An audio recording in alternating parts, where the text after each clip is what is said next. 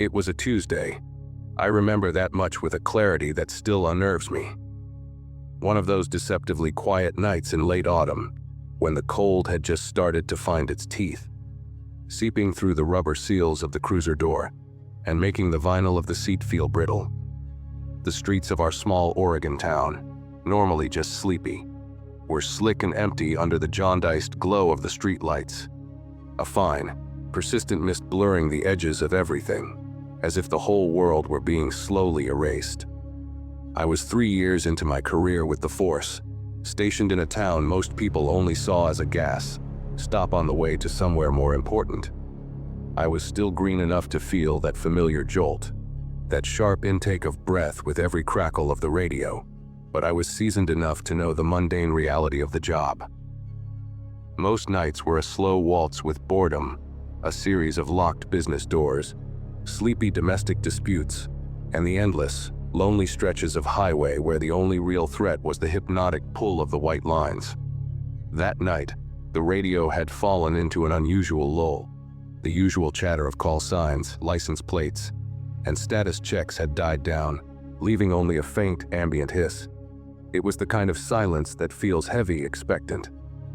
I was parked in my usual spot overlooking Miller's Creek, a place where the darkness felt older, deeper. The creek itself was a black, churning ribbon in the night, the sound of its current a low, constant murmur. I was halfway through a stale gas station coffee, the bitter taste doing little to cut through the creeping fatigue.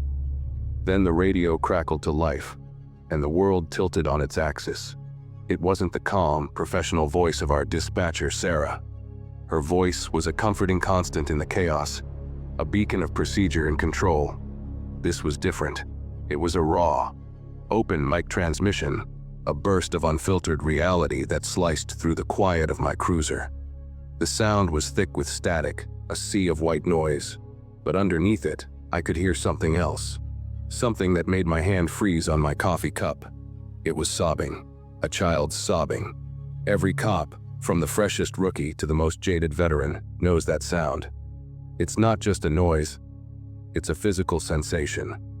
It's the one that cuts through every layer of training, every cynical defense mechanism you've built up. It bypasses the brain and sinks its claws directly into your gut. There's a primal, undiluted terror in a child's cry that speaks to the deepest, most protective part of you. "Dispatch, this is 3 Adam 12, I said, my voice impressively steady, a stark contrast to the sudden, frantic knot tightening in my stomach. I placed the coffee cup carefully in its holder, my movements slow and deliberate, as if any sudden motion might sever the fragile connection. I'm hearing an open mic. Sounds like a juvenile in distress. Can you confirm an active call or get a location? The radio was silent for a beat, a stretched out moment that felt like an hour.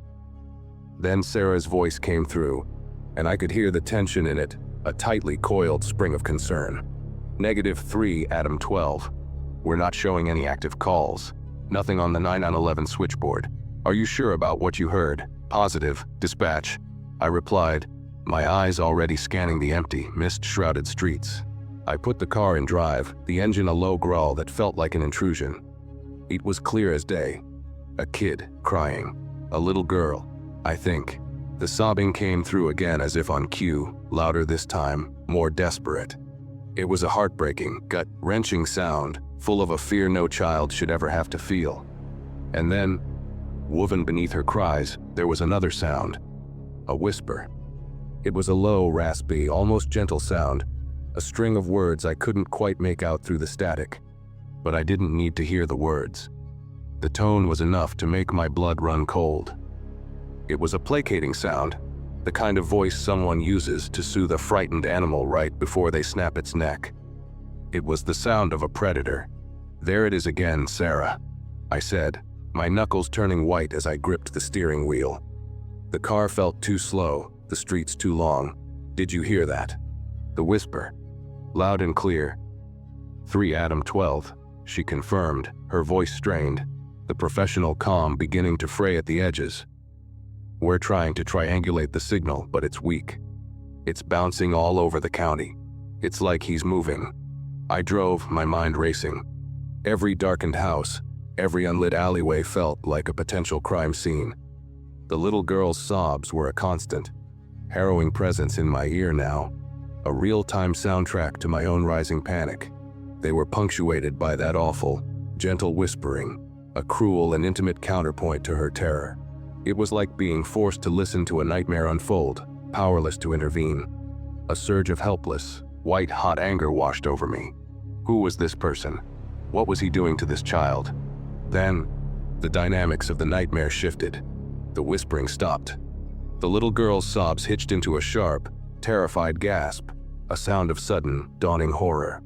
And a new voice came over the radio. A man's voice. It was chillingly calm, eerily polite, each word slow and deliberate as if he were savoring the taste of them.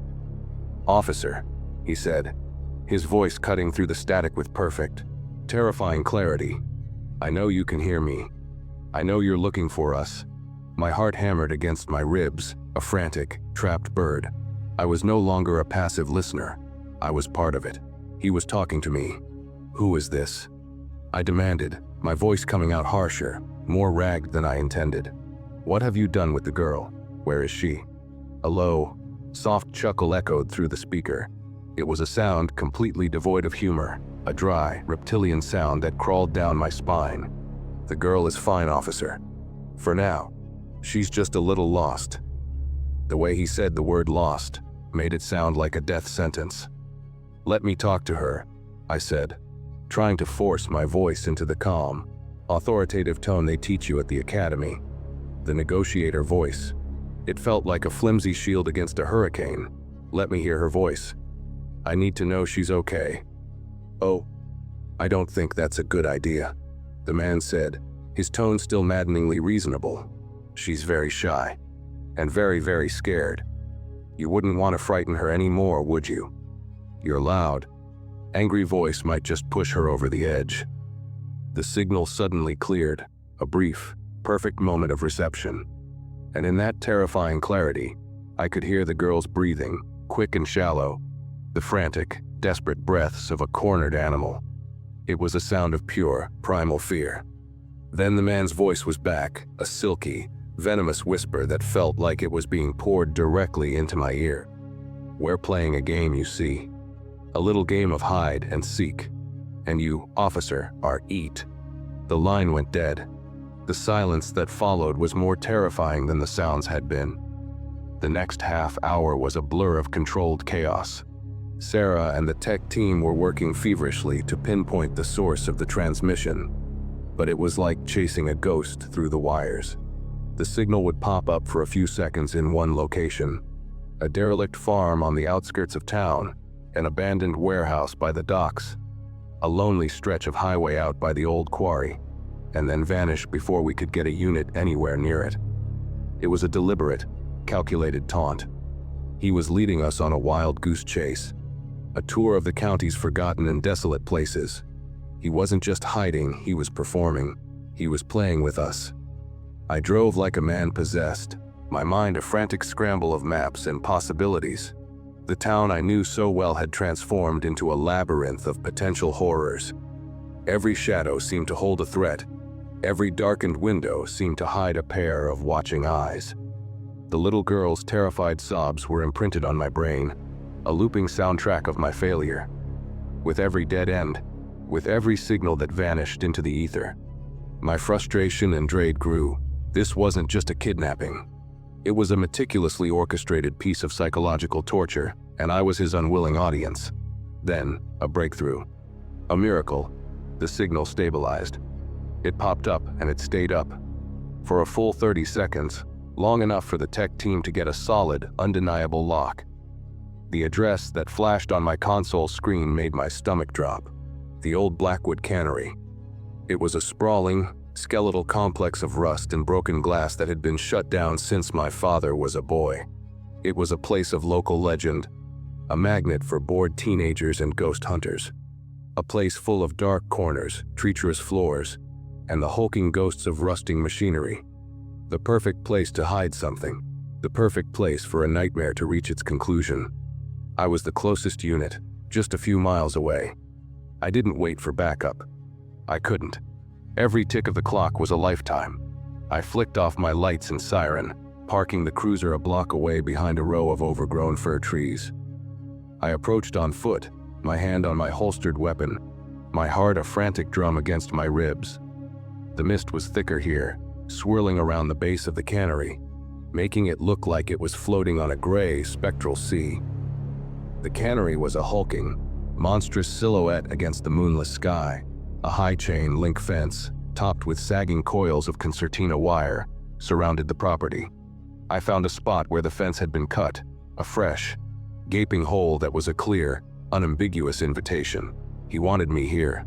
Inside the fence, the air was thick with the smell of rust, damp earth, and something else, something vaguely metallic and sweet, like old blood.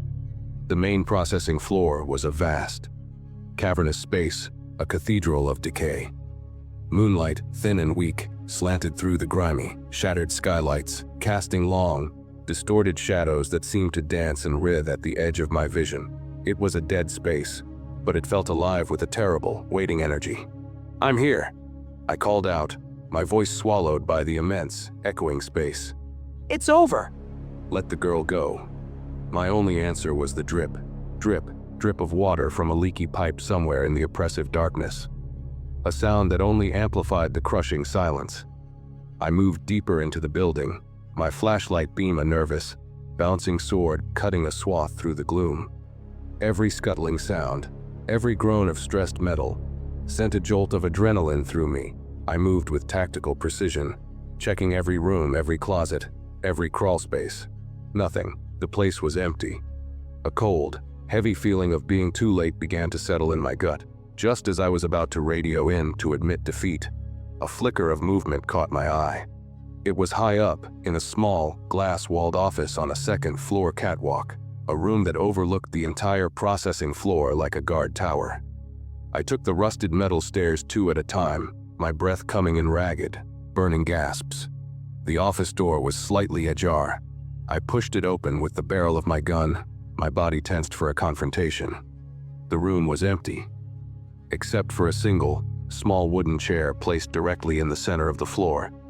And on the chair, there was a small, child-sized doll. It was one of those old-fashioned porcelain dolls, with glassy, unblinking eyes and a serene, painted-on smile. It was dressed in a pristine, lacy white dress, a stark and horrifyingly innocent object in the midst of all the filth and decay. Propped up against its tiny, immaculate feet was a small, handheld radio, the kind you can buy at any electronics store. As I took a hesitant step closer, a wave of static erupted from the radio, and then the man's voice filled the small room so clear, so close. It was as if he were standing right beside me. "Cleaver. Clever officer," he said, his voice dripping with a sick, mock admiration. "You found our little playground. But the game isn't over yet, not by a long shot." A dread so profound it was almost paralyzing washed over me. I looked at the doll, at its vacant, staring eyes, and then I saw it, a detail I'd missed. A small, dark stain on the pristine white fabric of the dress, right over the doll's porcelain heart. It was still wet. "What did you do?" I whispered, my voice a broken, hoarse thing.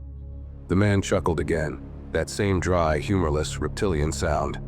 "I told you, officer. She was just a little lost. But don't worry. You'll find her, or at least, what's left of her." The radio went silent, and in that ringing silence I heard it. A new sound coming from the main processing floor below. A faint, rhythmic sound. A slow, steady, mechanical creaking. I ran from the office, my boots clanging on the metal catwalk. I leaned over the railing, my heart in my throat, and pointed my flashlight down into the cavernous darkness below. The beam landed on one of the old conveyor belts, a long, wide ribbon of black rubber that snaked its way through the silent, hulking machinery. The belt was moving. Slowly, inexorably, it was inching its way towards a large, rusted machine at the far end of the room. It was a massive industrial grinder, a relic from the cannery's past, its wide, gaping maw a black hole of shadow. And on the belt, lying face down, was a small figure in a pink jacket. "No." I breathed the word of prayer and denial. I scrambled down the stairs, my legs feeling like lead, my mind screaming, I ran across the concrete floor, my flashlight beam bouncing wildly, the machine growing larger, its grinding gears now audible, a low, hungry, metallic growl. I reached the belt and vaulted onto it, my feet slipping on the greasy, cold rubber. I scrambled towards the small figure, my hands outstretched, my lungs burning. "I'm here," I yelled, my voice cracking with desperation. "I've got you!" I was only a few feet away when the figure was pulled into the deep shadow of the grinder's intake. The grinding sound intensified, a sickening, wet, crunching noise that vibrated through the floor and up into my bones. And then silence. I stood there frozen, my flashlight beam fixed on the spot where the figure had disappeared. The belt had stopped. The machine was silent. It was over. The backup I hadn't waited for arrived minutes later. They found me standing there, covered in rust and grime, staring into the maw of that silent machine. They searched the entire cannery. They found nothing. No little girl. No blood. No sign that anyone but me had been there at all. The little girl's missing persons case is still open, a cold file in a dusty cabinet, a ghost in the system. They called the radio transmission a hoax, a cruel, elaborate prank. They sent me to therapy. But I know what I heard. I know what I saw. Sometimes, late at night when I'm alone, when the world is quiet, I think I can still hear it. A faint snatch of static from a passing car's radio, a brief, fleeting sound that might be a child's sob. And I'll remember the whisper on the wire, the game I was forced to play, and the chilling, undeniable fact that I lost. We got the call just after midnight, when the world had shrunk to the quiet hum of the cruiser's engine, and the lonely stretch of asphalt illuminated by our headlights. A wellness check, on the surface. It's one of the most routine calls you can get, a staple of the graveyard shift. 99% of the time, it's a simple, mundane explanation. An elderly resident who forgot to call their daughter back. A phone left off the hook. A spontaneous trip to visit the grandkids. But every cop who's been on the job for more than a few weeks knows it's that other 1% that gnaws at you. That 1% is why you approach every one of these calls with a knot of ice in your stomach.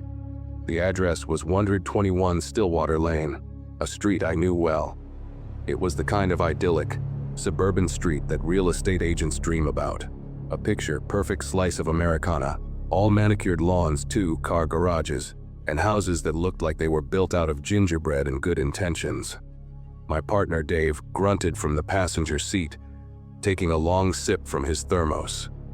"Stillwater Lane," he said, his voice a low rumble. "Place is so quiet you can hear the property values rising." I managed a weak smile. I'd been on the force for about 10 years at that point, but Dave had another decade on me. He was a mountain of a man, with a face that looked like it had been carved from granite, and a deep, seated cynicism that I was starting to understand all too well. We'd seen a lot together, Dave and I, but as we turned onto Stillwater Lane, a strange feeling began to settle over me. The air itself felt different here. It was still unnaturally so. The usual nighttime symphony of crickets and the distant bark of a dog was completely absent. It was like the entire street was holding its breath, sealed under a glass dome of silence. The house in question, number 121, was a neat little 2-story colonial, set back from the street behind a row of perfectly trimmed hedges. Every light was off. A day-old newspaper, its plastic sleeve beaded with dew, was lying on the welcome mat. A classic, textbook sign of trouble. The neighbor who'd called it in, a Mrs. Gable from across the street, had said she hadn't seen any movement from Mr. Abernathy in 3 days, and his porch light, which he turned on every single night without fail for 40 years, had remained dark. We parked at the curb and walked up the pristine flagstone path. There was no clutter, no stray leaves, no sign of life or neglect. It was just perfect. Too perfect. Feels weird, doesn't it? I muttered, my hand hovering near my belt. Dave just nodded, his eyes scanning the dark windows. "It's the quiet," he said. "Wrong kind of quiet." We reached the front door and I knocked loud and firm, the sound jarring in the oppressive stillness. "Police department," I called out, "Mr. Abernathy, anyone home?" Silence. A profound, bottomless silence that seemed to push back against the sound of my voice. We knocked again, harder this time. "Mr. Abernathy, this is the police!" "We're coming in to check on your welfare." Still nothing. Dave and I exchanged a look. It was the look that says paperwork is the best case scenario now. He tried the door knob. It was unlocked. That was the first real, undeniable red flag. People on Stillwater Lane didn't leave their doors unlocked. It was an unspoken covenant of their peaceful, orderly world.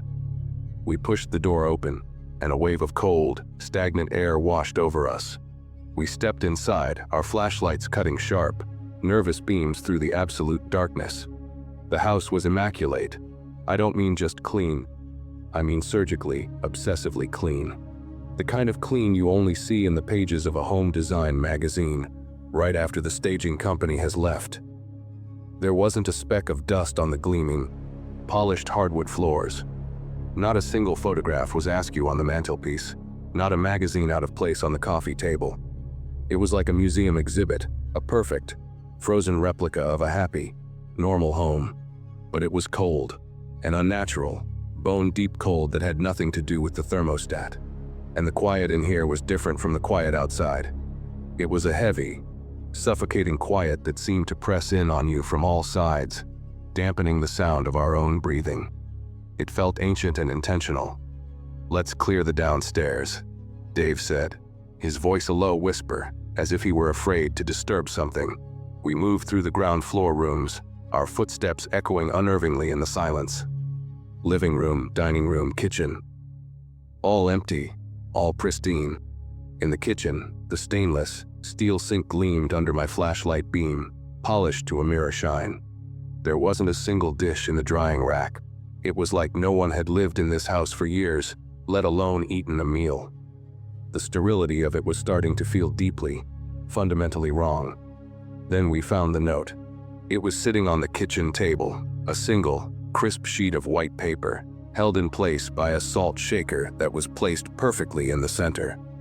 The handwriting was a neat, almost childishly perfect looping cursive. It said, "I'm sorry, I had to let him in." A shiver traced its way down my spine, cold and sharp. I looked at Dave. His face, usually an unreadable mask, was tight with a tension I'd rarely seen. "Let who in?" I muttered, more to myself than to him. The note wasn't a confession, it felt like an epitaph. An apology for a surrender. We headed for the staircase. The silence seemed to deepen with every step we took, the air growing colder, heavier. I could feel the fine hairs on my arms and the back of my neck standing on end. I unsnapped the keeper on my holster, my hand resting on the familiar, comforting grip of my weapon. A feeling of pure, unadulterated dread was coiling in my stomach. A primal instinct screaming that we should turn around, that we should not be here. There were 3 bedrooms at the top of the stairs. The first 2 were guest rooms, as sterile and untouched as the rest of the house. The beds were made with military precision, the closets empty save for a few mothballs. The third door at the end of the hall was closed. I could feel a strange vibration through the soles of my boots, a low, barely perceptible hum. I reached for the doorknob, my heart pounding a frantic, heavy rhythm against my ribs. I gave Dave a final, questioning look. He just gave a curt nod, his own hand now resting on his sidearm. The door swung open silently, without a single creak, as if its hinges had been recently oiled, and that's when we saw him. He was sitting in a rocking chair in the far corner of the room, next to a large window that looked out over the dark, empty backyard. An old man, his back to us. He was wearing a threadbare gray cardigan and a pair of worn-out slippers, and he was rocking, back and forth, a slow, steady, rhythmic motion that was the only source of movement or sound in the entire house. "Sir," I said, my voice tight, strained. "Mr. Abernathy." The rocking didn't stop. The chair continued its slow, inexorable journey, back and forth. "Sir, we're with the police department," Dave said, taking a cautious step into the room. His voice was low and steady, but I could hear the edge in it. "We just want to make sure you're all right, sir." The old man didn't respond. He just kept rocking, a slow, silent metronome in the suffocating stillness of the room. The rhythmic creak of the floorboards beneath the chair was the only sound, a sound that seemed to be counting down to something terrible. We approached him cautiously from the side, our flashlights trained on him.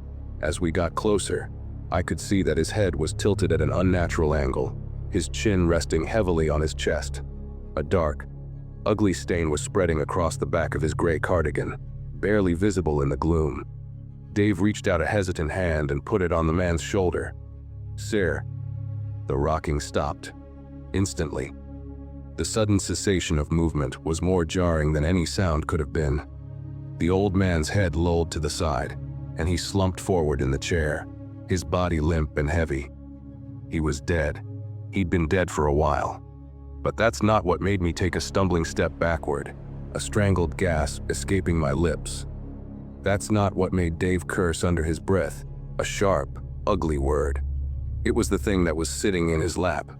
At first, my brain refused to process what I was seeing.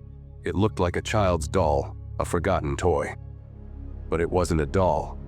It was a grotesque, twisted parody of a human being, small, no bigger than a newborn baby, but ancient.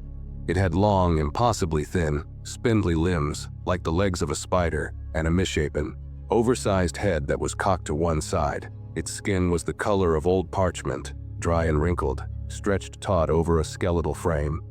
It had no eyes, just two dark, sunken, empty sockets that seemed to suck all the light and warmth out of the room. And its mouth, a thin, lipless slit, was open in a silent, eternal scream. I fumbled for my radio, my fingers clumsy and numb. I couldn't speak, I couldn't breathe. All I could do was stare at that thing, nestled comfortably in the dead man's lap. And then it moved. It unfolded itself, its long, spider-like limbs uncoiling with a series of soft, wet clicks and pops, like knuckles cracking in the silence.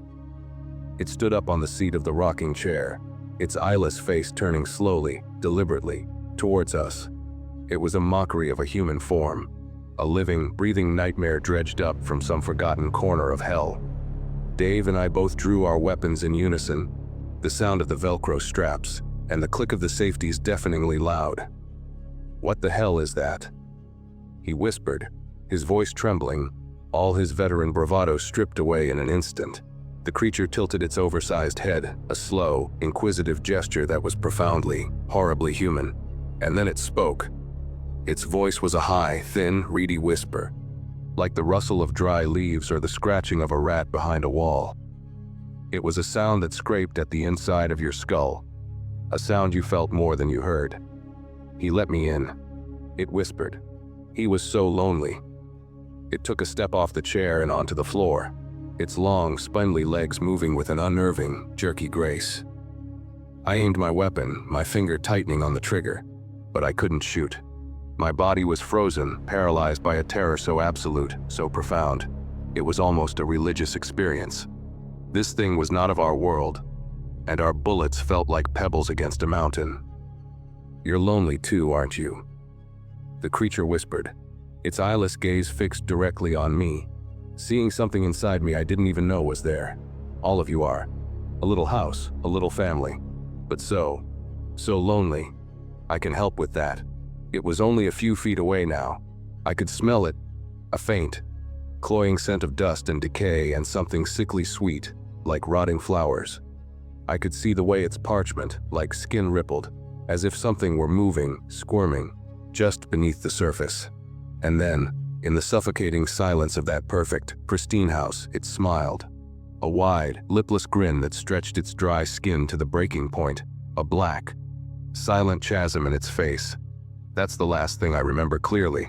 The next thing I knew, I was outside, on the manicured lawn, on my hands and knees, gasping for the cold night air, the wet dew soaking through the knees of my uniform. Dave was next to me, his face pale and slick with sweat, his eyes wide and vacant. The sun was starting to rise, painting the eastern sky in mocking shades of pink and orange, the world returning to normal while ours had been shattered. We never went back in that house. We called for backup. We called for the coroner. We called for a supervisor. We told them there was a deceased male inside. We never mentioned what we saw in his lap. We couldn't. There were no words for it. We made an unspoken pact in the gray light of dawn, a pact of silence. I put in for a transfer a week later and left the force entirely a few months after that. I couldn't do it anymore. I couldn't walk into another dark house. I couldn't face another closed door. Because every time I did, I would see that thing, standing in the corner of my mind's eye, its eyeless face turned towards me, its lipless mouth stretched into that terrible, knowing smile. And I would hear its whisper, a promise and a threat. "You're lonely too, aren't you? I can help with that."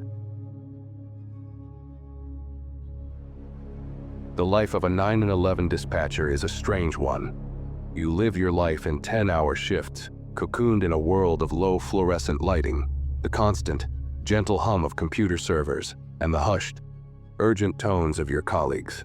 You are the first point of contact for every imaginable human misery, the calm voice that has to rise above the panic, the pain, and the terror on the other end of the line. But you are removed from it, a ghost in the machine. You hear the car crash, but you don't see the twisted metal. You hear the final ragged breath, but you don't see the life leave their eyes. It all becomes a series of codes, procedures, and carefully logged timestamps, a necessary armor you build around your own sanity. I was working a Wednesday, a slow, drizzly night in the dead heart of November. The kind of night where the calls are sparse, mostly fender benders on the slick roads, or noise complaints from people with too much time on their hands. It was creeping up on 3 a.m., the true witching hour, when the world outside the hermetically sealed windows of the dispatch center felt a million miles away. My headset was a familiar weight, the coffee in my mug had gone cold, and my eyes were burning from staring at the bank of glowing screens. That's when the call came in. There was no preliminary ring, just a sudden, jarring presence on line 4. The call source information on my screen was a jumble of nonsense, a string of errors that the system couldn't parse. The line was open, but there was no one on the other end, just static. A thick, hissing, roiling wall of it, like an ocean of white noise. This wasn't entirely unusual. Pocket dials, faulty lines, they happen. I followed protocol, my voice the same calm, even tone I'd used 1,000 times before. 9911, what is your emergency? Nothing but the hiss of the static. It seemed to pulse, to ebb and flow like a tide, a living, breathing thing in my ear. I waited a few seconds. This is the police department dispatch. Is anyone there? Do you need assistance? The static seemed to thin for a moment, and underneath it, I heard something else. A voice. It was incredibly faint, distorted by the noise, almost lost in the electronic ocean. It sounded like a woman, and she was singing. It was a lullaby, a simple, hauntingly familiar tune that I couldn't quite place. The kind of melody you know in your bones without ever remembering where you learned it. Her voice was thin and reedy, fragile and ethereal, like a voice from a worn-out vinyl record playing in a distant room. I leaned closer to my console, turning up the volume on my headset, trying to isolate the sound from the oppressive static. "Mom," I said, my voice softer now, more cautious. "Mom, can you hear me? I can barely hear you. What's your location?" The singing continued, a fragile, ghostly melody adrift in a sea of noise. But listening closer, I could hear an undercurrent of something else in her voice, something that made the hair on my arms stand on end.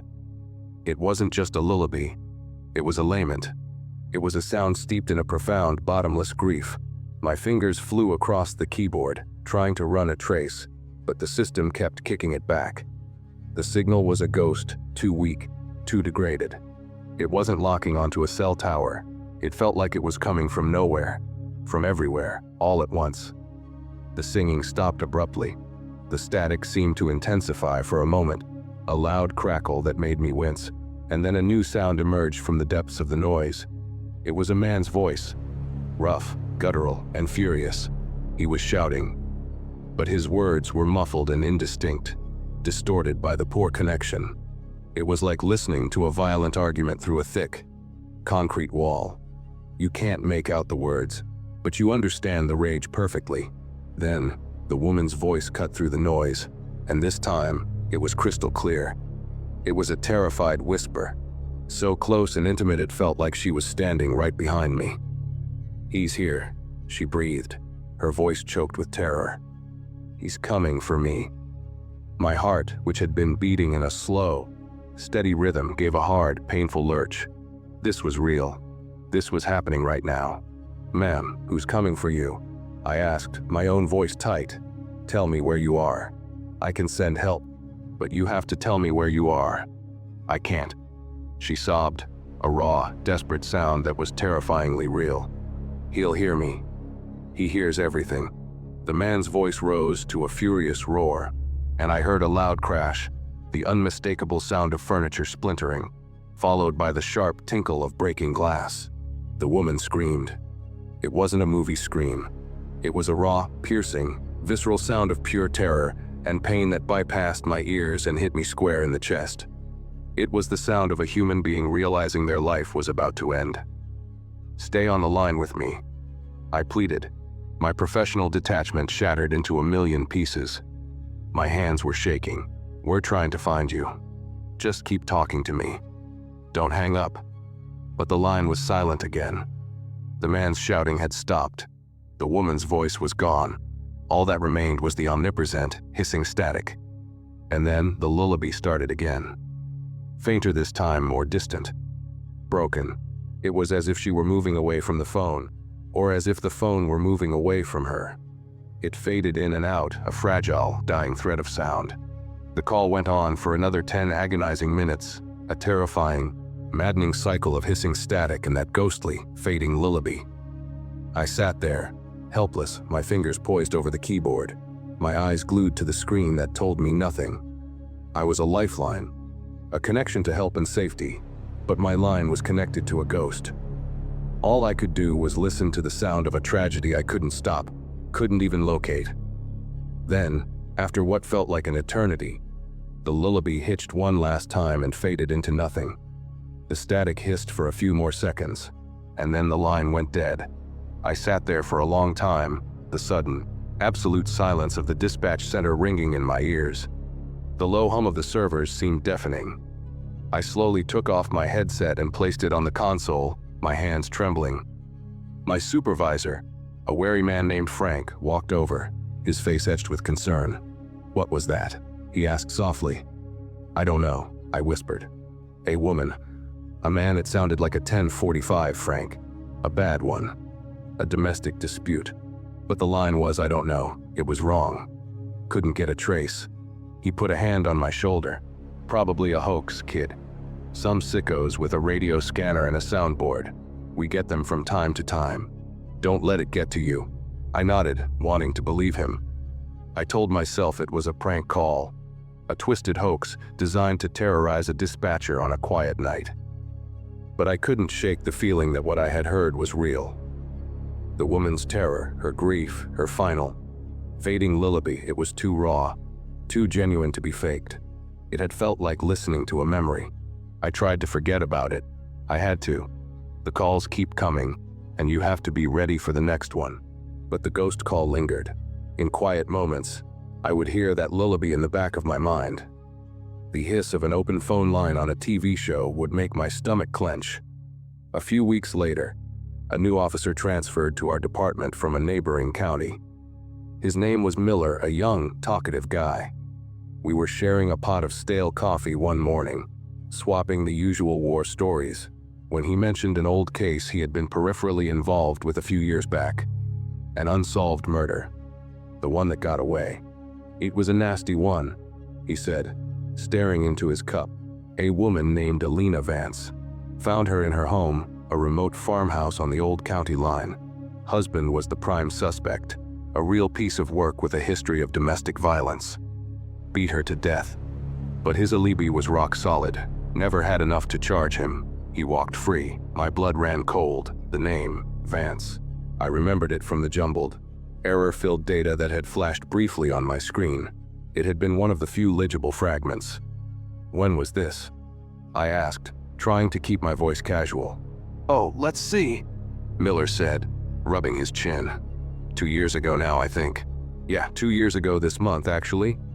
A wave of nausea washed over me. I felt dizzy, unmoored. I excused myself and walked back to my console, my heart pounding a slow, heavy dread. With trembling fingers, I used my clearance to access the inter-county cold case files. I typed in the name Elena Vance. The file popped up on my screen. I clicked it open, my breath catching in my throat. I scrolled through the grim details. The date of the murder was November 14th, exactly 2 years to the day before I received the call. I read the preliminary report from the responding officers.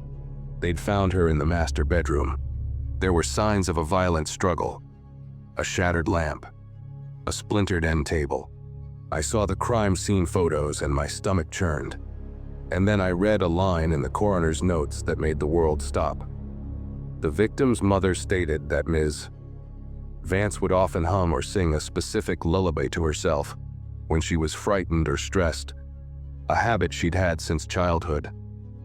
I wasn't listening to a murder as it happened. I was listening to an echo, a psychic scream of terror and pain trapped in the wires, replaying itself on the anniversary of its creation. A moment of pure agony, so potent it had left a permanent stain on the world, a ghost in the machine. I never told anyone about the connection I'd made. Who would believe me? They would say I was crazy, that I was letting the job finally get to me, seeing patterns that weren't there.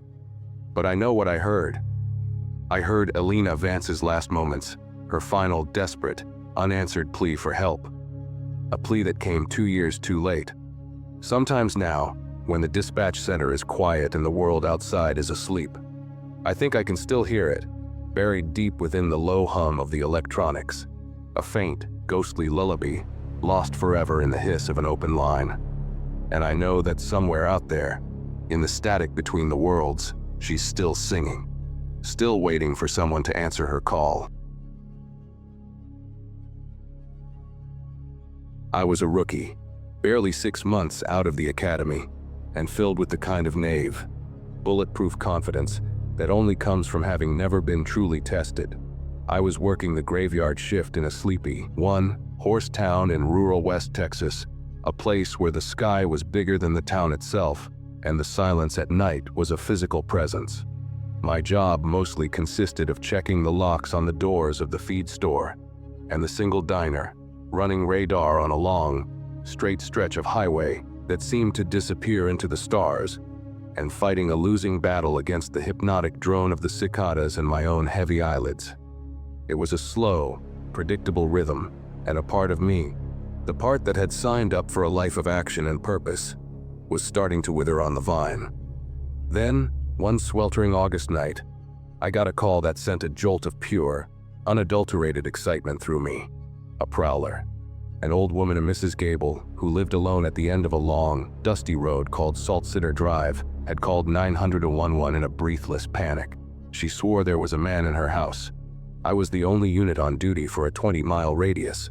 This was it. Not a traffic stop, not a stray dog complaint. Real police work. I took off, pushing the cruiser a little faster than I should have on the unpaved road, a plume of dust chasing me like a ghost in the rearview mirror. My heart was doing a little patter of anticipation in my chest, a mix of genuine concern and the selfish thrill of finally getting to do the job I'd trained for. I pulled up to Mrs. Gable's house. It was a small, clapboard affair with a sagging front porch and paint that had been surrendering to the brutal Texas sun for decades. The place was dark, swallowed by the vast, empty landscape, except for a single, pale light glowing weakly in what I assumed was the living room window. I got out of my cruiser, the sudden chorus of cicadas deafening, and approached the house, my hand resting on the reassuringly solid butt of my pistol. Mrs. Gable met me at the door before I could even knock. She was a tiny bird-like woman, her body swallowed by a faded pink bathrobe. Her hands, thin and spotted with age, were trembling as she clutched the robe shut at her throat. Her eyes were wide with a terror that was impossible to fake. "He's in there," she whispered, her voice a dry, cracking thing.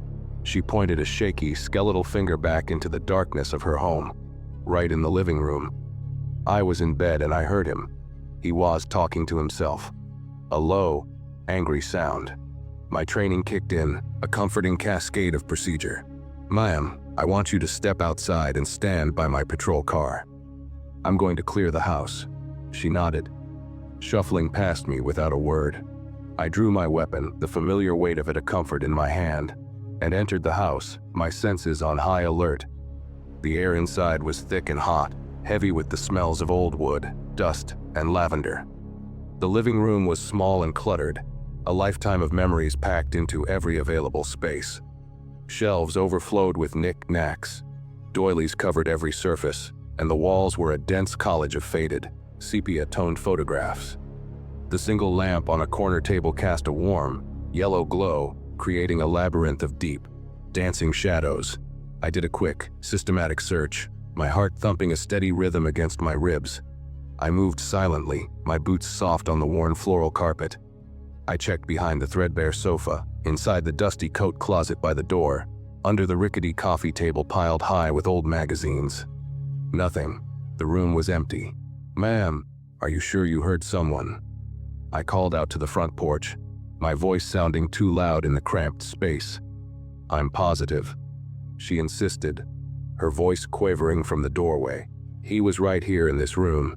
I heard him plain as day. That deep, grumbling voice. This was the part of the job they didn't really prepare you for. The delicate balance between procedural security and human empathy. I sighed internally. It was a common enough call. An elderly person, living alone, their mind playing tricks on them in the dead of night. The familiar sounds of a settling house twisting into something menacing. I decided to do another, more thorough search, mostly for her peace of mind.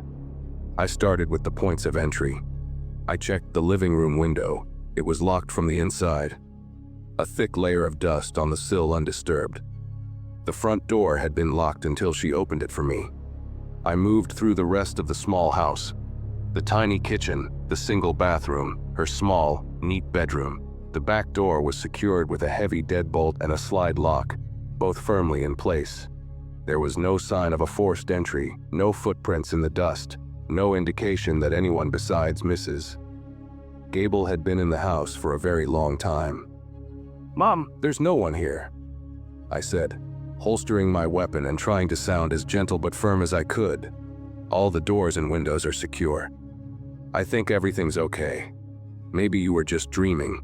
Her face crumpled, the terror giving way to a look of deep, wary sadness. "I wasn't dreaming," she said, her eyes welling up with tears. "I know what I heard. He's angry tonight." I didn't know what to say to that. I spent another 15 minutes with her, making a show of checking the yard with my flashlight and promising I would patrol the area for the rest of my shift. I reassured her as best I could, gave her the dispatch number to call if she heard anything else, and finally, I left. As I was walking back down the dusty path to my cruiser, I glanced back at the house, a final, routine check, and that's when my blood turned to ice. I saw him. He was standing in the living room window, a tall, shadowy figure silhouetted against the pale lamplight. He was just standing there, perfectly still, his head slightly tilted as if he were watching me. My heart leaped into my throat. Every ounce of skepticism vanished, replaced by a surge of pure adrenaline. I fumbled for my radio, my hand shaking so badly I could barely key the mic. My voice came out in a strangled, breathless whisper. "Dispatch, this is 7 Charlie 4. I have a visual on the suspect. Male, tall, inside the residence at 12 Salt Cedar Drive. He's in the front window." I didn't wait for a response. I drew my weapon and ran, my boots kicking up dust as I sprinted back to the house. I burst through the front door, which Mrs. Gable had left unlocked for me, my gun raised, my voice a commanding bark that I barely recognized as my own. "Police! Show me your hands!" "Get on the ground now." The living room was empty. I stood there panting, my own shout echoing in the silent, cluttered room. My mind was reeling, refusing to connect what my eyes had just seen with what they were seeing now. It was impossible. He was there, in the window. I wasn't crazy. I hadn't imagined it. Sweat beaded on my forehead as I searched the house again. this time with a frantic, desperate energy. I ripped open the closet door, my light piercing its dusty depths. I looked under the bed, behind the floral shower curtain, in every conceivable hiding spot. Nothing. The house was empty. It was as if he had dissolved into thin air. I stumbled back into the living room, my professional confidence completely shattered. I was starting to question my own sanity. Had I imagined it? Was the heat, the fatigue, the loneliness of the shift finally getting to me? I went back outside and stared at the window. There were no footprints in the dusty, cracked flower bed beneath it. No scuff marks on the peeling paint of the sill. There was no way anyone could have gotten in or out of that window without leaving a trace. I was trapped in a logical impossibility. Defeated, I walked back inside one last time, my mind a churning mess of confusion and fear. I needed to write my report, and I had no idea what to say. That's when my flashlight beam swept across the far wall and landed on the mirror. It was a large, ornate mirror, the kind that probably came with the house. It was framed in dark, heavy wood, and the glass itself was old and tarnished, its surface clouded with age, full of strange, dark swirls. It hung on the wall opposite the window, reflecting the cluttered room in a dim, distorted way, and in its reflection I saw him. He was standing right behind me. I spun around, my gun leveled at the empty space where he should have been. There was no one there. Just the threadbare sofa and the wall of faded photographs. My heart was a frantic drum against my ribs. My breath hitched. Slowly, fighting every instinct that screamed at me to run, I turned back to the mirror. He was still there. A tall, gaunt figure in the reflection, standing where I had just been. He was wearing a dark, old-fashioned suit, the kind my grandfather used to wear to church. His face was pale and drawn, his eyes two hollow, shadowed pits, and on his face was a cruel, twisted smile, a look of pure malice and despair. In his right hand, he held a straight razor, its edge glinting with a cold, silver light in the reflection. He raised the razor, the motion slow and deliberate. I watched, frozen in a state of horrified fascination, as he drew the blade across his own throat in the mirror. I saw the thin, dark line appear on his reflected neck. I saw it blossom into a river of dark, impossible blood that gushed down the front of his white shirt. He made a sound, a wet, gurgling, choking sound that seemed to emanate from the mirror itself, a sound that bypassed my ears and resonated deep in my chest. And then he collapsed, his reflection falling out of the frame, disappearing from the mirror's tarnished surface, leaving only the reflection of a terrified rookie cop in a silent, dusty room. I stumbled back, a strangled cry escaping my lips. I bumped into the coffee table, sending a stack of magazines cascading to the floor. I didn't stop. I backed out of the house, my eyes locked on that empty, malevolent mirror. I didn't turn my back on it until I was safely in my cruiser, with the doors locked and the engine roaring to life. I never told anyone what I saw that night. Not officially. They would have sent me to a shrink, taken my badge and my gun. My career would have been over before it began. I filed a simple report, responded to a prowler call, checked residence, all clear, homeowner likely mistaken, but I couldn't let it go. A few days later, off duty, I went to the county records office. I spent an afternoon poring over dusty property deeds and old newspapers until I found it. The deed for 12 Salt Cedar Drive, listed under the name Abernathy Gable. And then, a newspaper clipping from October 1968. The headline was small, tucked away in the back pages. Local man takes own life. The article described how Abernathy Gable, aged 42, had committed suicide in his home after a long battle with depression. He had used a straight razor. He had done it in the living room in front of his wife. In front of that very same mirror. Mrs. Gable died a few months later, peacefully in her sleep. The house was sold, and the new owners, a young couple from the city, remodeled it. I heard they threw out all the old furniture, including a large, tarnished mirror that they said gave them the creeps. But sometimes, even now, years later and 1,000 miles away, when I'm shaving in the morning, my face lathered with foam, I'll catch a glimpse of a movement in the mirror, a shadow in the corner of my eye, and just for a second, I'll see him. The man in the mirror, with his hollow eyes and his cruel, twisted smile. And I know that he's still there, not in the glass but in me, a reflection of a memory that will never, ever fade. For 5 years, the Appalachian wilderness was my church, and my cabin was the solitary monk's cell where I found my peace. I was a park ranger, but that title felt too formal, too bureaucratic for what I really did. I was a caretaker, a steward, a silent observer of a world that operated on a timeline far older and more patient than humanity's. My days were spent hiking through cathedrals of ancient hemlock and poplar, the air thick with the smell of damp earth and decaying leaves. I maintained trails that snaked over ridges and down into misty hollows. I cataloged flora, and I kept a respectful eye on the wildlife. It was a job that suited my solitary nature, a life chosen specifically for its quiet and its distance from the noise of the world. My nights were spent in a small, one-room log cabin, a dozen miles from the nearest paved road, and a world away from the nearest town. It was just me, the crackle of the wood stove, the whisper of the wind through the pines, and the vast, profound silence of the mountains. I was alone, but I was never lonely. The woods were my companion, their rhythms my clock, their seasons my calendar. I felt more at home there, in that deep and primal quiet, than I ever had in the cities and suburbs where I grew up. The forest had a presence, a weight, but it was a comforting one. It was a living, breathing entity that I was a small, respectful part of, until the feeling changed. It started subtly, so subtly that at first, I didn't even register it as something external. It began as a feeling, a change in the atmosphere that I initially dismissed as a shift in my own mood. It was the sudden, prickling sensation on the back of my neck as I walked a familiar trail, the feeling of unseen eyes boring into my back. I'd stopped dead, my ears straining, every sense on high alert. But all I would ever hear was the chattering of a squirrel, the rustle of leaves in the wind, the distant call of a hawk circling on a thermal. The woods would sound exactly as they always had, yet the feeling of being an intruder in my own home would linger. I told myself it was my imagination, the product of too much solitude finally catching up to me. The mind, I reasoned, abhors a vacuum. Mine was simply starting to populate the silence with phantoms. Then I started finding things.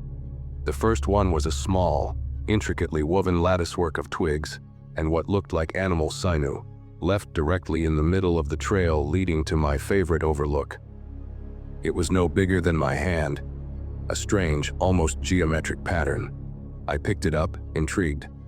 I figured it was the work of a hiker, someone with a creative streak and time on their hands. I tucked it into my pack and thought little more of it. A week later, I found the second one. It was placed at the base of the small waterfall where I refilled my canteen. This one was different. It was made of bone, the small, delicate bones of a bird or a squirrel, lashed together with twine into a grotesque, twisted parody of a human form. Its limbs were too long, its torso emaciated, its head just a single, smooth river stone with no features. It was deliberately placed, propped against a mossy rock, impossible to miss. A cold knot of unease tightened in my stomach. This wasn't whimsical hiker art. This felt different. This felt like a message. It felt like a warning. The carvings became a regular occurrence after that. I'd find them every few days, always on the trails I frequented, always in a place I was certain to pass. Each one was more disturbing than the last. Twisted effigies of bone and feather, some incorporating strands of what looked disturbingly like human hair. They were always posed in strange, agonizing positions, like figures from a medieval torture scene. They were idols of pain, and they were being left for me. The comforting presence of the woods had been replaced by a new feeling, a sense of being stalked, of being toyed with by something with a malevolent and patient intelligence. One evening in late autumn, I was sitting on the narrow porch of my cabin, watching the sun bleed its final colors across the mountain peaks. The air was crisp and cold, and the woods were settling into their evening hush. That's when I saw him. He was standing at the edge of the tree line, about 200 yards away, a tall, gaunt figure, partially hidden by the deepening shadows of an ancient oak. He was too far away to make out any specific details, but his silhouette was stark against the fading light. It was unnaturally thin, unnaturally still, and I could feel his eyes on me. It wasn't a guess, it was a certainty. A cold, piercing, malevolent stare that seemed to cross the distance in an instant and bore right through me. I stood up slowly, my heart starting to pound a heavy, frantic rhythm against my ribs. My hand went to the hatchet I kept on the porch for splitting kindling. "Hello," I called out, my voice sounding small and weak, swallowed by the vast emptiness of the woods. He didn't move. He didn't speak. He just stood there, a silent, watchful sentinel at the edge of my world, a black slash against the twilight. He was a pillar of pure menace. I backed away slowly, never taking my eyes off him, and slipped inside my cabin, the heavy wooden door thudding shut behind me. I slid the deadbolt across, my hands trembling. I sat by the single window, my shotgun resting across my lap, and watched the tree line until the last vestiges of light had faded from the sky and the world was consumed by an impenetrable darkness. When I looked again, he was gone, but the feeling of being watched never left. It was a constant presence now, a heavy weight on my shoulders that I carried with me everywhere. I stopped hiking the deep woods, abandoning the trails I had once loved. I stuck to the main paths, the ones closer to the ranger station, but even there, I felt his eyes on me. My sanctuary had become my prison. The silence of the cabin at night was no longer peaceful, it was tense and expectant. Every creak of the logs, every rustle of a mouse in the walls, sent a jolt of terror through me. One night, the wind was howling, a mournful, angry sound that rattled the window pane. I was huddled by the wood stove, trying to lose myself in a book, when a new sound cut through the noise of the storm. A soft, rhythmic scratching at my cabin door. Scrape, scrape. I froze, the book falling from my hands. My blood turned to ice water in my veins. It wasn't an animal. The sound was too deliberate, too methodical. I sat bolt upright, my ears straining in the near darkness of the cabin, my shotgun now in a white, knuckled grip. The scratching stopped. I held my breath, listening, my heart a hammer against my ribs. Silence. Nothing but the wind. Maybe it was just a branch, I thought, a desperate grasp at a rational explanation. Then a whisper. It was a low, raspy, sibilant whisper, and it was right outside my door. It was so close I felt I could have felt the breath of it on my skin. It was a single word, repeated over and over again, a dry, rustling chant that slid under the door and coiled in the air around me. My name, Michael, Michael, Michael. I scrambled back from the door, my body shaking uncontrollably. I grabbed my shotgun and crept towards the door, pressing my eye to the small peephole. All I could see was the churning, absolute darkness of the porch. "Who's there?" I demanded, my voice a pathetic, trembling thing. "What do you want?" The whispering stopped. The silence that followed was somehow worse, thick with a terrible, imminent threat. And then, a sound began that will haunt the darkest corners of my mind for the rest of my days. It was a high, thin, keening wail. It started low and rose in pitch until it was a sound of pure, unadulterated agony that seemed to tear at the very fabric of the night. It wasn't the sound of a human or any animal I had ever heard. It was a sound of profound, cosmic pain, of a soul being ripped apart. It seemed to come from all around me at once, echoing through the trees, seeping through the very logs of my cabin, vibrating in my bones. I collapsed into a corner, my hands clamped over my ears, but it did nothing to block out the sound. It was inside my head. I squeezed my eyes shut, praying for it to stop, for the world to end, for anything but that terrible, unholy sound.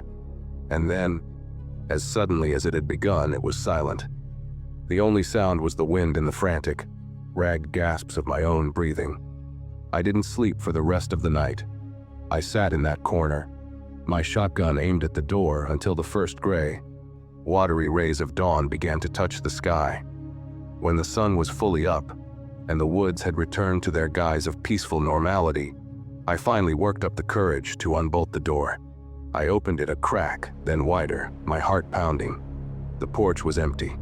But on my doormat, placed dead center, was another carving. It was larger than the others, carved with an impossible, nightmarish detail. It was a perfect, miniature replica of my cabin, carved from a single, large piece of yellowish bone. I could see the individual logs, the stone chimney, the single window, the porch step. And on the tiny, intricately carved door, there was a single dark red smear. It was still wet. I didn't pack. I grabbed my keys, my wallet, and my shotgun, and I ran. I threw myself into my truck and drove, never looking back. I drove until the mountains were a distant, hazy memory in my rearview mirror. I drove until I hit the sprawling, anonymous concrete of the city. I never went back. I never filed a report. What would I have said? I quit my job over the phone, giving no explanation. I live in a small apartment now, surrounded by the constant noise of traffic and people. It's a different kind of prison, but I prefer it. Because sometimes, late at night, when the city finally falls into a semblance of quiet, I think I can still hear it. A faint, distant echo on the edge of hearing. The echo of that terrible, keening wail. And I know that he's still out there, in the deep, dark woods. The Watcher, and I know that the carving on my porch was a promise. He knows where I live. He can see me wherever I go, and he is patient. Back in the days before every soul on the planet was tethered to a glowing screen, the world was a bigger, lonelier place.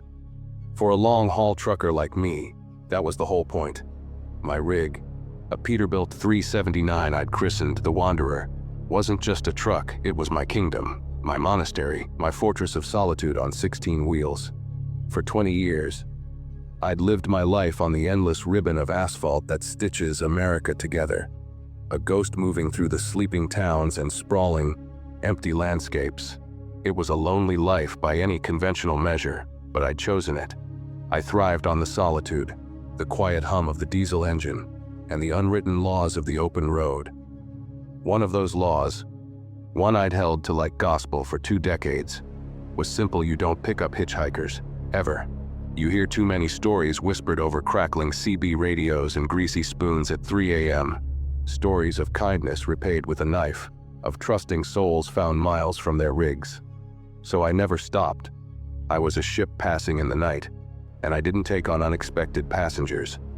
Until the night I broke my own rule, somewhere in the vast, empty heart of the Nevada desert. I was on a cross-country run, hauling a load of California produce to the East Coast, pushing through the night to make up for lost time in Flagstaff. It was about 2 a.m., and the world outside my cab had been reduced to 3 things: the shimmering, star-dusted ink of the sky above, the pale, hypnotic glow of my headlights on the cracked pavement ahead, and the low, comforting rumble of the Cummins engine. I hadn't seen another vehicle for at least 2 hours.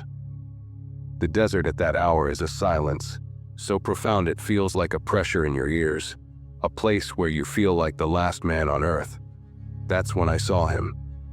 He was just a flicker at the edge of my headlight beams at first, a heat shimmer where there should have been nothing but sand and scrub brush. As the Wanderer ate up the distance, the flicker resolved into a shape, a lone figure standing on the shoulder of the desolate highway. He had his thumb out. A hitchhiker. My immediate, conditioned response was to keep my foot steady on the accelerator. Not my problem, not my circus. But as my headlights washed over him, something made me hesitate. He was just a kid, probably not a day over 20. He was wearing a thin jean jacket that was no match for the desert's nighttime chill, and his shoulders were slumped with a wariness that seemed bone deep. But it was his face that got me. In the brief, sweeping glare of my lights, I saw an expression of pure animal terror. He wasn't just looking for a ride. He looked like he was running for his life, against every instinct, against 20 years of hard-earned wisdom. I felt a pang of something I couldn't ignore. Pity. I slowed the big rig down. The hiss of the air brakes a monstrous sigh in the silence. It was a stupid thing to do, a rookie mistake. But he looked so lost, so profoundly and hopelessly scared. I pulled over about 50 yards past him. I watched in my side mirror as he broke into a desperate, stumbling run towards the cab. He yanked on the passenger side door, his face a mask of frantic relief and gratitude when he found it unlocked. "Thank you, mister, thank you, God, thank you," he gasped, his voice breathless as he hauled himself up into the cab. A blast of cold, dry air came with him, a pocket of the desert's chill that seemed to cling to his clothes. Get in," I grunted, trying to sound gruff, annoyed with myself for stopping. He slammed the door shut and slumped into the passenger seat, a vessel suddenly emptied of all its strength. He was a skinny kid, all sharp angles and pale, almost translucent skin, as if he hadn't seen the sun in weeks. His eyes were wide and dark, and they darted nervously towards the rearview mirror, scanning the empty road behind us. "Where you headed?" I asked, grinding the gears and pulling my kingdom back onto the highway. "East," he said, his voice barely a whisper, "just east. As far as you're going." We drove in silence for the first few miles. The kid just stared out the window at the dark, alien landscape of the desert rushing by. There was a strange stillness about him, an unnerving calm that felt more like shock than peace. The initial wave of pity I'd felt was slowly being replaced by a creeping sense of unease. I'd invited a stranger into my sanctuary, and the sanctuary was starting to feel compromised. "So, what's your story?" I asked, my voice a little too loud in the quiet cab. I was just trying to make conversation, to normalize the situation. "What's a kid like you doing out here in the middle of nowhere, this time of night?" He turned his head slowly to look at me, and his dark eyes seemed to hold an ancient exhaustion. They weren't the eyes of a 20-year-old. They were the eyes of something that had been hunted for a very long time. "Running," he said, his voice flat and devoid of emotion. "Running from what? The law?" I asked, a bit of the old cynicism creeping back in. He gave a small, humorless shake of his head. He turned back to the window. "No, not the law. From him." A prickle of cold worked its way up my spine. "From who?" The kid didn't answer right away. He hugged his thin jacket tighter around himself, though the cab was warm. "He's coming for me," he whispered, his voice so low I could barely hear it over the engine's drone. "Who's coming for you, son?" I pressed, my knuckles turning white on the steering wheel. The vague sense of unease was sharpening into real, palpable dread. "The man," he breathed, his eyes still fixed on the darkness outside. "The man with no face." I glanced over at him. His eyes were wide now, reflecting the faint lights of my dashboard, and they were filled with a terror so profound, it seemed to go beyond anything I had ever witnessed. "What in God's name are you talking about?" I said, my voice sharper than I intended. "He follows me," the kid whispered, his words tumbling out now in a frantic, low torrent. "He's always there. In the reflection of a window, at the end of a dark street, just at the edge of my vision, waiting. He doesn't walk. He just appears, closer each time." I was seriously spooked now. My hand hovered over the CB radio receiver. I was thinking about pulling over, telling the kid this was as far as he was going. But we were in the dead center of the blackest part of the desert. There was nothing for 100 miles in either direction. Kicking him out here would be a death sentence, whether his story was real or not. "Look, kid," I said, trying to force a note of calm authority into my voice. "You're exhausted. You're not thinking straight. Why don't you try and get some sleep? You'll feel better in the morning." He shook his head violently, a sudden, jerky movement. "I can't sleep," he said, his voice cracking. "I haven't slept in 3 days. If I sleep, he'll get me. That's when he takes you. When you're not looking." And then, just as the words left his mouth, I saw it. In my driver's side mirror, a pair of headlights. My heart leaped into my throat. They were far behind us. 2 tiny pinpricks of light, but they were there. In a vast, empty desert, where I hadn't seen another living soul for hours. Where had they come from? The headlights grew brighter with an unnatural speed, closing the distance between us far faster than any normal car could. I watched, mesmerized and horrified, as they resolved into a vehicle. It was a car, a big black, old-fashioned sedan, something out of the 1940s. A hearse, like machine of gleaming chrome and black steel that had no business being on this road in this century. He found me. The kid whimpered, his voice a thin thread of sound. He shrank down in his seat, curling into a ball, his hands covering his face as if to block out the sight. Oh God, he found me. The black car pulled up alongside us in the passing lane, its engine making no sound I could hear over my own. It just glided there, keeping pace with me, a silent, black predator. I glanced over, my heart hammering against my ribs so hard I thought they might break. The driver's side window was down, and in the driver's seat, there was a man, or a thing that wore the shape of a man. He was wearing a dark, funereal suit and a wide, brimmed hat that shadowed his head. But even in the darkness, I could see what the kid meant. He had no face. There were no eyes, no nose, no mouth. Just a smooth, pale, blank expanse of skin, like a mannequin's head that had been worn down by time. It was a void in human form, a canvas of absolute nothingness. He turned his featureless head towards me, and I felt a cold, paralyzing terror wash over me, a psychic wave of pure malevolence and hunger. I wanted to scream, to swerve the rig, to run him off the road, but I was frozen, my hands locked on the steering wheel, my body a prisoner of a fear my mind couldn't even begin to comprehend. The man with no face raised a hand, a long, bony, white, gloved finger emerging from the darkness of his car. He pointed it slowly, deliberately, at the kid cowering in my passenger seat. And then the kid started to scream. It was a sound I will take to my grave. A high, thin, keening wail of pure, soul-shattering agony. It wasn't a scream of fear, it was the sound of a being getting unmade, of a life being erased from existence. It scraped at the inside of my skull, a sound that felt like it was tearing a hole in the world. The black car sped up, its featureless driver never taking his gaze off me. It pulled in front of my rig and stayed there for a single, terrifying moment, its taillights like two malevolent red eyes burning into my soul, and then it accelerated, vanishing into the oppressive darkness with impossible speed. The kid's screaming stopped. The cab of my truck was plunged into a deafening silence. Shaking, I risked a glance at the passenger seat. It was empty. He was gone.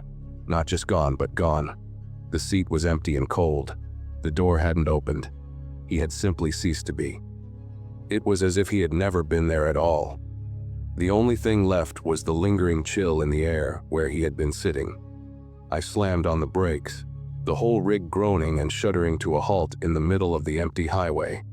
I sat there for an hour, maybe more, my body shaking uncontrollably, the engine idling. The sun started to rise, painting the desert in soft, pastel colors that felt like a sacrilege after the horrors of the night. I sold my rig a month later. I couldn't do it anymore. The Wanderer, my sanctuary, had been violated. The open road, my escape, had become a hunting ground. I got a job working in a warehouse, a place with walls and a time clock, surrounded by people. But I never forgot. Sometimes, when I'm driving my beat, upset and home from work at night, I'll see a pair of headlights appear suddenly in my rearview mirror, gaining fast. My heart will stop, and a cold sweat will break out on my skin. It's never him. It's always just some commuter in a hurry. But I know that he's still out there, on those lonely highways in his silent black car, still hunting, still looking for his next passenger. And I know that one night, I might look in my mirror and see him again, and this time, he might be pointing at me. I was a detective in a small, close-knit community nestled in the rolling hills of the Midwest. It was the kind of town people moved to on purpose, a place to escape the anonymity of the city, a place where you knew the names of the kids on the high school football team, where people still bought their produce at the farmer's market, and where the worst crime on the blotter was usually a bit of teenage vandalism at the old quarry. I'd built my life here. I was raising my own family here. I believed in the fundamental goodness of this place, in its safety. I thought its streets were immune to the kind of darkness that festered in the wider world. Until the children started to disappear. The first was a little girl named Lily Peterson. She was 6 years old, with a gap-toothed smile and hair the color of corn silk. She was playing in her own front yard, just a handful of feet from her front door, chasing butterflies while her mother, Sarah, was inside, just for a moment to answer the phone. When Sarah came back out, no more than 90 seconds later, the yard was empty. The silence where a child's laughter had just been was suddenly vast and terrifying. Lily was gone. We launched a massive search. The word massive doesn't even do it justice. The entire town, every able-bodied man and woman, turned out to help. We formed search parties that combed the dense woods bordering the town, our flashlights cutting through the undergrowth. The fire department dragged the slow-moving river. We went door to door, searching every house, every shed, every damp, musty basement for miles around. We found nothing. Not a footprint, not a scrap of her bright yellow dress, not a single trace. There was no sign of a struggle, no broken twigs, no tire tracks. It was as if the earth had opened up and swallowed her whole. A week later, a second child vanished. A 9-year-old boy named Sam Becker. He was a quiet, serious kid who loved comic books. He was walking home from the local library, a short, 4-block walk he made every Saturday afternoon. He never made it home. His overdue copy of Spider-Man was found lying on the sidewalk, a single, heartbreaking clue that led nowhere. That's when the panic truly set in. It was a palpable thing, a collective fear that settled over our town like a cold, wet shroud. The safe, idyllic community I had known my whole life became a place of suspicion and whispered terror. Parents kept their children locked inside, their faces pressed against the glass. The streets were empty after school. The playgrounds were silent, their swings swaying gently in the wind like little ghosts. Our town, once a symbol of peace, had become a hunting ground. The investigation was a leaden weight of frustration and failure. We had no leads, no suspects, no witnesses. The disappearances were impossibly clean, unnervingly professional. There were no ransom notes, no phone calls, no clues of any kind. It felt less like the work of a human kidnapper and more like the children were being carefully, deliberately plucked from our world by a phantom. My nights were sleepless, filled with the faces of the missing children and the hollow, haunted eyes of their parents. Then, 3 weeks after Sam Becker disappeared, we got the call. It came late at night, a frantic, hysterical 911 call from a woman named Maria Torres, a single mother who lived in a small, isolated house on the far outskirts of town, where the manicured lawns gave way to the deep, dark woods. She was screaming into the phone, her words a torrent of Spanish and broken English. She said a man was trying to take her son, Carlos. We responded in force, our sirens ripping through the terrified quiet of the town.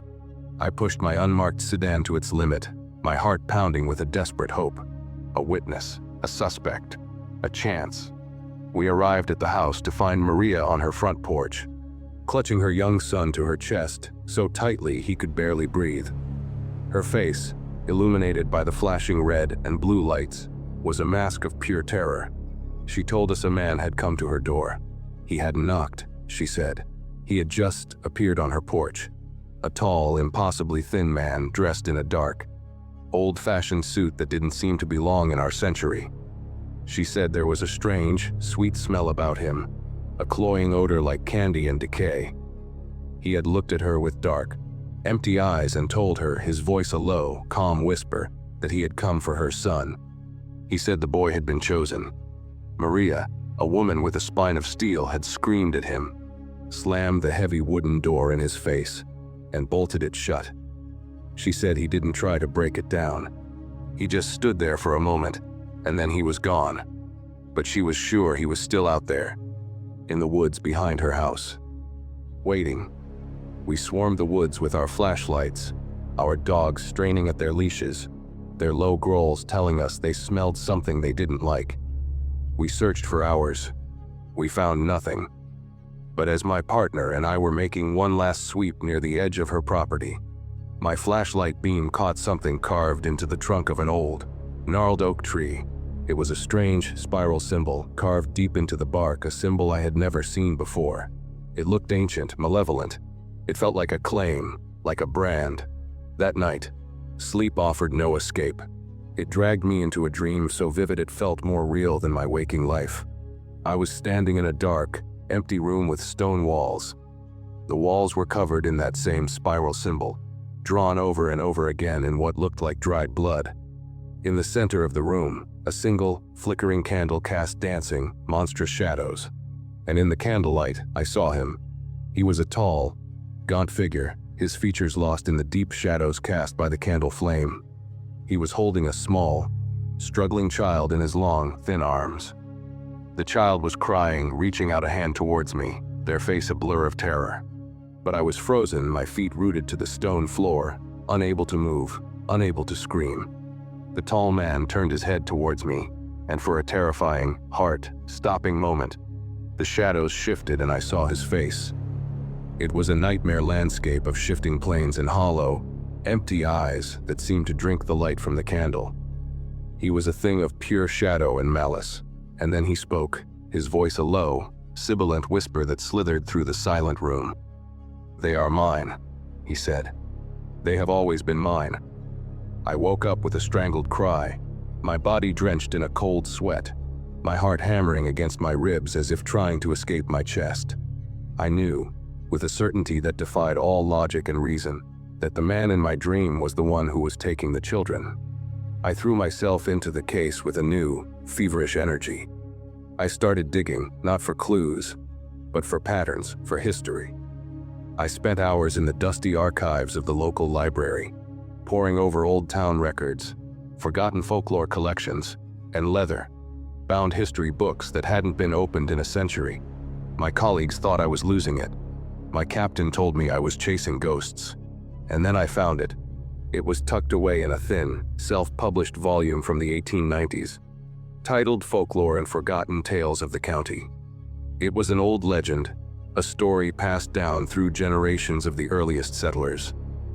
A story about a being they called the Taker of Children, or sometimes the Man in the Black Suit, a creature, a spirit, a demon. The stories varied, that would come to a town every few decades, whenever the community felt too safe, too prosperous, and it would take a child, or two. An offering, the legend said, a toll to keep a far greater, unnamed darkness at bay. The book described the taker as a tall, thin man in a dark suit with a strange, sweet cloying smell. It said he would mark the trees near his chosen victim's home with a spiral symbol. His claim, his sigil. I felt a chill run down my spine that had nothing to do with the library's poor heating. The legend was real. The monster from the storybooks was walking the streets of my town. I went straight to my captain, the dusty old book in my hand.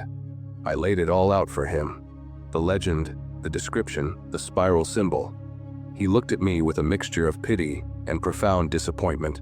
He told me I was sleep-deprived, that the stress of the case was making me see things that weren't there. He ordered me firmly to take a few days off, to clear my head. But I couldn't. I knew, with every fiber of my being, that he would come back. Another child would be taken. I had to do something. That night, I went back to Maria Torres's house on the edge of the woods. I didn't tell anyone where I was going. I parked my car down the road and walked into the woods, my service weapon feeling like a useless toy in my hand. I found the old oak tree, the spiral carving a dark wound in its bark, and I waited. As night fell, the woods grew dark and silent. The air turned cold, and a thick, unnatural fog rolled in, blanketing the trees in a shroud of gray and muffling all sound. It felt like the world was holding its breath. Then I saw him. He emerged from the fog like a wraith, a tall, silent figure in a dark suit. He moved with an unnatural, gliding grace, his feet making no sound on the carpet of dead leaves. He was even thinner, even taller than I had imagined. He walked directly to the tree and placed his long, pale, spidery hand on the spiral symbol. He stood there for a long moment, his head bowed, as if drawing strength from it, or perhaps reaffirming his pact with it. Then he turned his head slowly, and he saw me. His eyes were two black, bottomless pits, and they were filled with an ancient, cold, malevolent intelligence. He smiled, a slow, cruel smile that was more a baring of teeth than an expression of amusement. It was the smile from my nightmare. "You cannot stop me, detective," he whispered, his voice the rustle of dead leaves on a grave. "It is the way of things, a small price to pay." I raised my gun, my hands shaking so badly I had to steady my right with my left. "It's over," I said, my voice hoarse, weak. "Let the children go." He laughed, a dry, rattling sound that echoed in the foggy woods. "They are not children anymore," he said, his smile widening. "They are with me now, in the dark, and soon you will understand." He took a slow, deliberate step towards me, his long, thin fingers outstretched. I fired. Once. Twice. The shots were deafening in the silence. Both bullets hit him square in the chest. He staggered back, a look of genuine surprise on his shadowy face. But there was no blood, no wound. The fabric of his suit was unbroken. He looked down at his chest, then back at me, and then he began to dissolve. His solid form wavered, turning into a cloud of black, swirling smoke and dry leaves, and drifted away into the fog, his chilling laugh echoing back at me until it was gone. I stood there for a long time, my gun still raised, my mind shattered. The children were never found. The town slowly, painfully, tried to return to normal, but it was a new normal, a normal tainted by a lingering fear. A fear of the dark, a fear of the woods. I left the force a few months later. I couldn't be a cop anymore. How can you protect people from shadows? How can you fight a monster that legends are written about? I had looked into the face of an ancient, impossible evil, and it had broken me. I moved my family away and I never looked back. But I know that he's still out there, in some other small, quiet town that thinks it's safe, waiting, watching. Because, as he said, it is the way of things. The Sonoran Desert doesn't care if you live or die. That's the first and most important lesson you learn working as a border patrol agent on the Arizona-Mexico line. It's a brutal, indifferent expanse of baked earth, razor-sharp rock, and things that bite, sting, or prick. For years, my job was to patrol this unforgiving landscape, a thankless, Sisyphean task of tracking human desperation under a relentless sun. I'd seen the worst of it. The dehydration, the heat stroke, the tragic, sun-bleached bones of those who gambled against the desert and lost. I thought I had seen it all. I thought I understood the nature of death in this place. I was wrong. We started finding the bodies in the searing heat of late July. They were migrants, all of them. People who had tried to make the perilous crossing on foot, far from any official port of entry. Finding remains wasn't new, unfortunately. It was a sad and routine part of the job. But these were different. These were wrong. The first was a young man, found by a rancher near a dry creek bed. He was just lying on his back, his eyes wide open to the white, hot sky. There were no signs of a struggle, no obvious wounds, no indication of animal predation. The medical examiner on scene was baffled. The kid's water bottle was still half full. His core temperature was normal. But the official cause of death was exsanguination. He had been drained of nearly every drop of blood. There wasn't a single cut or puncture mark on his body. My partner at the time was a young, eager agent named Ramirez.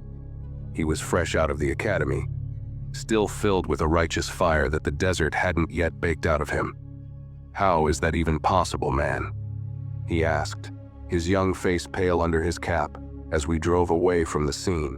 "Where did all the blood go?" I didn't have an answer. A week later, we found two more. A man and a woman, a few miles from the first, huddled together under a rocky overhang. Same story. No trauma, no struggle. Just two empty vessels, their skin pale and waxy in the oppressive heat. The local PD and the sheriff's office were getting involved now. Talk of a bizarre, meticulous serial killer whispered over the radio. But there was no evidence. No tracks, no fibers, no DNA other than the victims. It was as if a ghost were stalking the desert. That's when we found the connection. All the bodies, all 5 that we found over the next 3 weeks, were discovered within a 2-mile radius of the same remote, desolate canyon. It was a jagged scar in the earth, a place the old-timers and the locals from the nearby Tohono O'ahu reservation called Canyon de los Muertos, the Canyon of the Dead. It was a place steeped in superstition, a place people avoided even in broad daylight. They said it was a gateway, a place where the veil between worlds was thin. We were lawmen, men of logic and procedure. We dismissed it as folk tales. One night, Ramirez and I were on patrol near the canyon's edge. It was a moonless night, the kind of absolute darkness where the stars look close enough to touch and the silence is a living entity. We were bouncing along a dusty, little, used-access road when our headlights cut through the darkness and landed on a figure walking slowly along the side of the road. We pulled up alongside him. He was an old man, a local from the look of him, his face a roadmap of wrinkles carved by a lifetime under the sun. His eyes, when they turned to us, were dark and ancient and held no fear. He was carrying a small, crudely made wooden cross in one hand and a small, woven pouch in the other. "Evening, sir," I said, leaning out the window of our truck. The air was surprisingly cool. "It's a dangerous place to be walking at night. Everything okay?" He looked at me, his gaze steady. "Everything is as it must be," he said, his voice a dry, dusty whisper, like the rustle of snake skin over sand. "What are you doing out here, old man?" Ramirez asked, his tone a mixture of curiosity and professional concern. The old man's gaze drifted towards the black, gaping maw of the canyon nearby. "I am going to pay the toll," he said simply. "The toll for what?" I asked, a strange chill working its way up my spine despite the mild air. His words snagged on the half-forgotten whispers I'd heard about the canyon. "For the crossing," the old man said, his eyes still fixed on the darkness. "He is the guardian. He demands a toll for safe passage." "Who demands a toll?" I pressed. The old man finally turned his gaze back to me, and there was a profound, wary sadness in his eyes. He gave a slight, almost imperceptible shake of his head, a gesture that said this was a truth far beyond my understanding. And then he turned and kept walking, his slow, deliberate steps taking him off the road and into the scrub, towards the canyon. He disappeared into the darkness as if the desert had simply swallowed him. Ramirez and I looked at each other, the same unspoken question hanging in the air between us. What in the hell was that all about? Ramirez finally breathed. "I don't know," I said, my hand resting on the gear shift. "But I have a very bad feeling about this." Professional curiosity and a deeper, more primal dread warred within me. Procedure dictated we let the old man go about his business. But the bodies, the canyon, his talk of a toll, it was a constellation of wrongness that we couldn't ignore. "Come on," I said, killing the engine and the lights. "We follow him."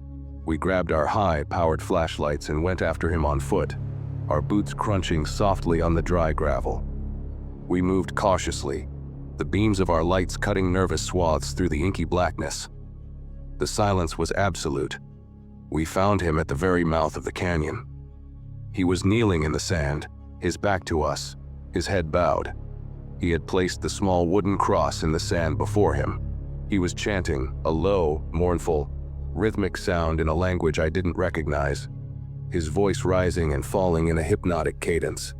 From the woven pouch, he took out a handful of what looked like crushed turquoise and marigold petals and sprinkled them in a circle around himself. Ramirez and I crouched behind a cluster of colocacti, hidden by the darkness, watching. It felt like we were intruding on something sacred, something ancient and deeply private. And then we saw it. It emerged from the deepest shadows of the canyon, detaching itself from the darkness like a drop of ink bleeding into water. It wasn't a man. It was a nightmare given form. It was impossibly tall and emaciated, its limbs long and thin like a spider's, moving with a slow, deliberate grace that was utterly terrifying. Its skin was the color of dried blood, stretched taut over a skeletal frame that seemed to defy gravity. But its head was a smooth, featureless, oblong orb, devoid of eyes, ears, or a nose. There was only one feature on that terrifying, blank canvas: a mouth. A wide, lipless slit that stretched across the lower half of its head, and was filled with rows upon rows of needle-sharp, interlocking teeth. It moved into the faint starlight, its long, clawed fingers dragging lightly in the sand, leaving no tracks. It stopped directly in front of the kneeling old man, dwarfing him, its shadow falling over him like a shroud. Its blank head lowered, and its mouth opened, letting out a low, guttural hiss that vibrated in my teeth. The old man didn't move. He didn't scream. He just kept chanting, his eyes closed, his face a mask of serene, fatalistic acceptance. He was not a victim. He was an offering. The creature leaned forward, and a long, thick, prehensile tongue, the color of a fresh bruise, snaked out of its maw. It gently, almost tenderly, touched the side of the old man's neck. The old man went rigid, his chant stopping with a sharp intake of breath. A single, perfect drop of blood welled up on his skin where the tongue had touched, a bright, crimson jewel in the pale darkness, and then the creature began to feed. There was no violence, no tearing of flesh. It was a quiet, horrifyingly efficient process. The old man's body began to wither, to shrink, like a piece of fruit left in the sun. His skin seemed to tighten around his bones as the life, the very essence of him, was drawn out. Ramirez and I stood there, crouched behind the cactus, frozen in a state of absolute, paralyzing terror. We were armed, we were trained, but our weapons felt like children's toys, our training utterly meaningless in the face of this thing. It was like watching a god, ancient and terrible, collecting a debt. When it was finished, after what felt like an eternity, it raised its head. Its featureless face was stained dark around its mouth. The old man collapsed silently into the sand, a shriveled, empty husk, his purpose fulfilled. Then the creature turned its head, its blank face sweeping across the darkness until it stopped, aimed directly at our hiding place. It couldn't see us, not with eyes, but it knew we were there. I felt its attention on me, a cold, alien intelligence that touched my mind, a wave of pure, bottomless hunger and ancient indifference. It was a being that had existed in this desert for eons, and we were nothing more than insects, briefly noticed. It hissed once more, a long, low sound of satisfaction, and then it turned and receded back into the shadows of the canyon, disappearing as silently as it had arrived. We never filed a report. What could we have possibly said? We drove back to the station in absolute silence. The image of that creature burned into our minds. The next day, I walked into my captain's office and placed my badge and my weapon on his desk. I told him I was done. I couldn't do it anymore. Ramirez quit a week later. I left Arizona and never went back. I couldn't look at that vast, beautiful desert anymore without seeing the truth of it. That the land has its own laws, its own borders, far older and more absolute than the ones we draw on maps. And that on those borders stand guardians, toll takers, ancient things to which we are nothing more than a passing meal. Some crossings require a passport, others require a payment in blood.